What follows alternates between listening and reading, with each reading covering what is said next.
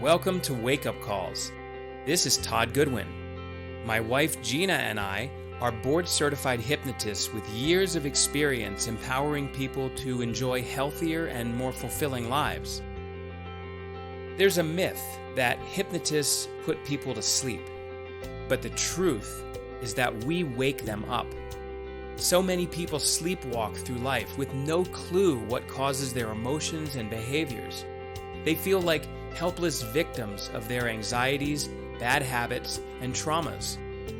Fortunately, we've helped thousands of clients to unlearn those issues, often quickly and easily.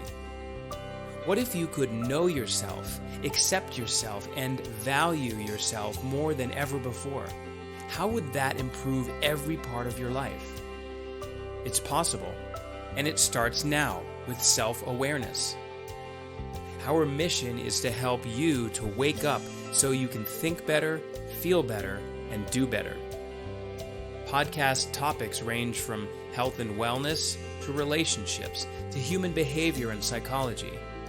Our conversations are always informative, often controversial, and sometimes entertaining. Get ready. It's time to wake up. Welcome back. Thanks for giving us some of your time to learn some new ideas and to have a wake-up call here with Todd and Gina Goodwin.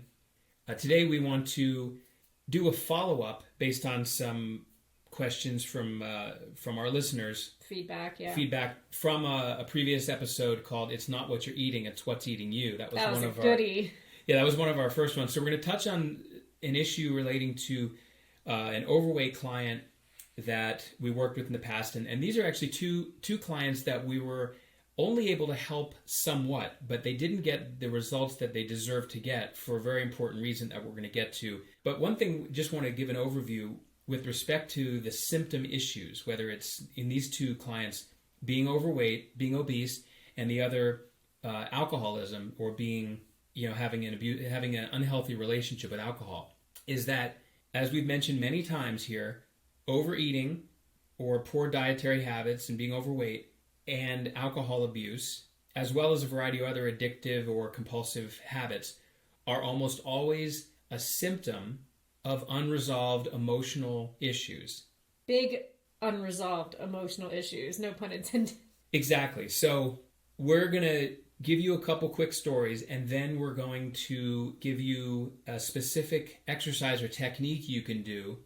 In order to resolve the symptoms, it's important to resolve the underlying issues. So whether you attempt to do this on your own, or you work with us or another excellent hypnotist who's qualified in helping you shift the underlying subconscious cause of your issues, these stories will be helpful, and then I'll share a technique at the end that you can apply to gain more insight and to get started in that process. Perfect. Do you want me to start first? Because you have a more interesting story than mine, I think, with your client. You have a client story too? Yeah, so this one was someone actually who was referred to me several years ago, and this is probably four years ago. And this was a client who, her symptom and what she presented as her problem was alcohol abuse. I think that was primarily what it was. And she would tend to binge drink and get completely blitzed out of her mind, and sometimes not even have the memory of what happened, sometimes would black out, be highly emotional. And she had a very different personality, apparently, when she was drunk from when she was sober, as is often the case with binge drinking. Mm-hmm. So in any way, I asked her if she had had any traumatic experiences. She said no, just stress from work and all that stuff. So that seemed pretty typical. And some regular confidence kind of work. Sure, and that's typical for a lot of people, especially people with addictive tendencies. And most of the people I've worked with who have had alcohol issues, I've been able to help successfully curb or eliminate alcohol completely, depending on what they wanted. But the problem with this woman is that she said, no, I've had no traumatic experiences, nothing even close. She said, no major problems at all. And we worked together, and she was able to curb the drinking and eliminate the binge drinking for a while. That didn't last very long because whatever it was just grew right back.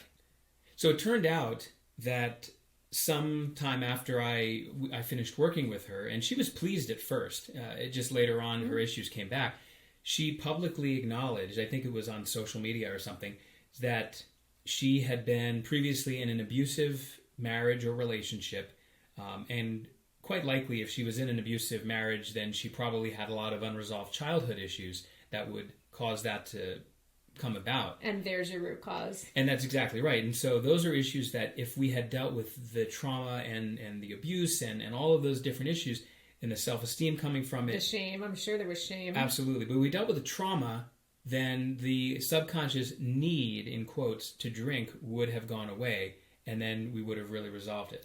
So it's, in this case... So close. It's so close. It's really important that if you're working with someone to help you with these issues and they ask you if you've had traumatic experiences, or even if they don't ask you, it's important to tell them that. And at least with us, as we mentioned in a previous call, we don't need to know the excruciating details. You know, if the person abused you, what type of baseball bat did they use, or did they slap you? It doesn't matter. Did you end up in the hospital? We don't need to know. Yeah, that's not important. But yes, I was in an abusive relationship, or yes, I was abandoned by my father, alcoholic father as a child, or I was sexually abused. Yes, please disclose that. That's usually all that's necessary. But if we don't know and we can't find it through the normal course of our working with you, then you're going to get subpar results like this woman. And you have an example. Yes, and I just want to say that Todd and I have such a huge desire and push to help people like you.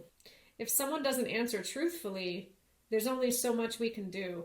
And one of my biggest pet peeves is exactly that, because I know how I can help someone as long as they give me that missing piece, even if I may suspect it. So I had another client who, gosh, how much do you think she probably weighed?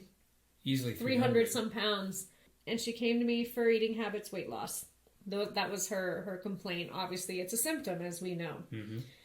And when I see someone who is that overweight, and she told me she'd been overweight basically her whole life, I know there's some trauma there, and usually sexual abuse of some kind. And after, building rapport and everything was going great in a consult, and I led my questions into the question if she's ever been sexually abused or traumatized or molested or touched inappropriately or anything like that. And she said no. Mm-hmm. And I was surprised, because now I'm thinking, okay, well, this is going to be a little challenging, I think, because if that's out of the question, then what's causing her to overeat for so long? For sure. And I was able to help her a little bit. I mean, I did everything I could. Obviously, we didn't work on any trauma. She might have fluctuated 10, 15 pounds up and down throughout her program, like lose 10, gain 5, like 2 steps forward, 1 step back. And she was back and forth, and it wasn't really, and she was doing everything she was supposed to be doing. She was doing all of her assignments. She showed up to her appointments. She arrived on time. I loved talking to her. She was wonderful. We have a lot in common, but she never really lost the weight. And on her social media, because we have a lot of our clients like our page, on her social media, she posted that she had gastric bypass surgery, which is pretty risky. So her body went through physical trauma that had to heal from. She still has her emotional problems, because gastric bypass doesn't solve the root problem. It's just cutting back on a symptom. Right. So it turns out, after posting on social media that she'd had gastric bypass, lost 100 pounds, still quite emotional, she then posted on social media months later, I'd say, that she'd been raped when she was 16. Mm-hmm. And a part of me felt relieved that I knew I could help her, because I always felt like that was one of those people I just couldn't help, that I wanted to help so badly. And now I know, oh, well, had I known that, I could have totally been able to help her, because she was a great client. She was like a dream client when it came to she was really focused on the program and committed to it. She just left out that not so minor detail. Yeah, just left out that I was raped. Yep. I mean, if only she'd told me that. What a shame. What a lost opportunity. She would have not needed gastric bypass. God knows how much that costs.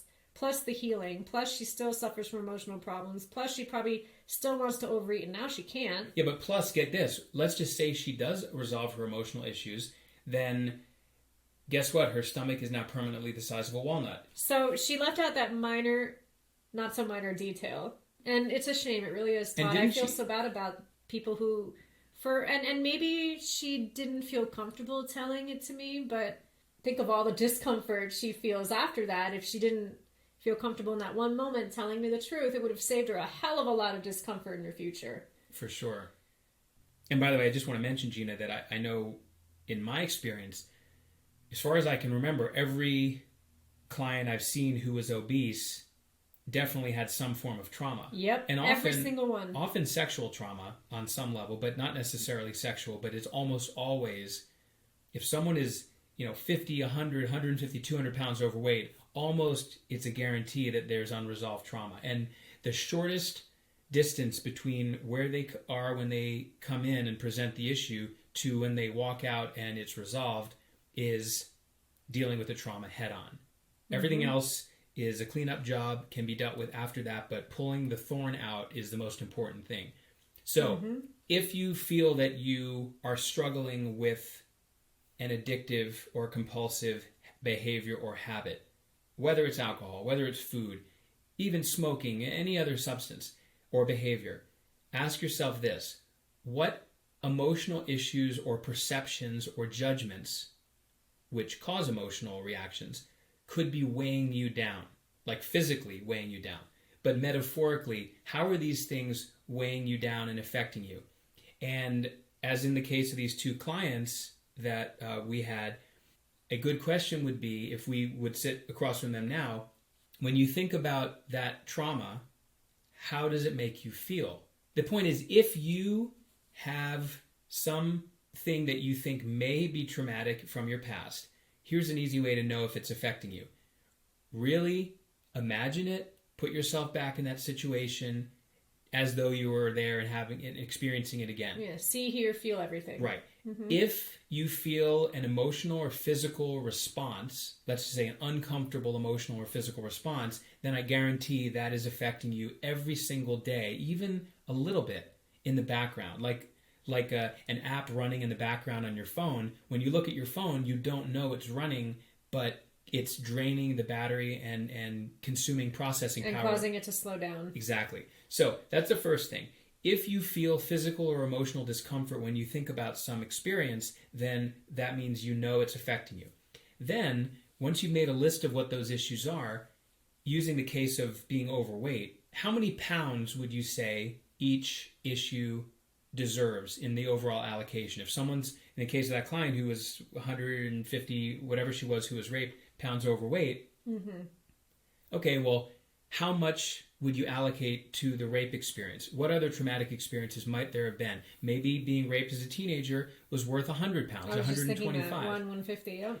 Now, this is not a scientific technique. It's just to help you figure out if you are holding on to something physically, whether it's a bottle of wine or 100 pounds, chances are you're holding on to something emotionally and in your memory that is actually the toxic substance. It's the memory, it's the perception that needs to change. So once you've identified what those issues are, once you've allocated them to, each issue is worth one glass of wine a day, each issue is worth X number of pounds overweight, then the next step, which is easier said than done, is to resolve those issues, however you do it, hypnosis, neuro-linguistic programming, whatever it might be, and then you will notice, once you've resolved them, how much easier it is to lose weight or to quit drinking, whatever it might be. And we've seen with clients when we've done this that it's amazing when someone resolves a resentment or a feeling of shame or a trauma or whatever it might be,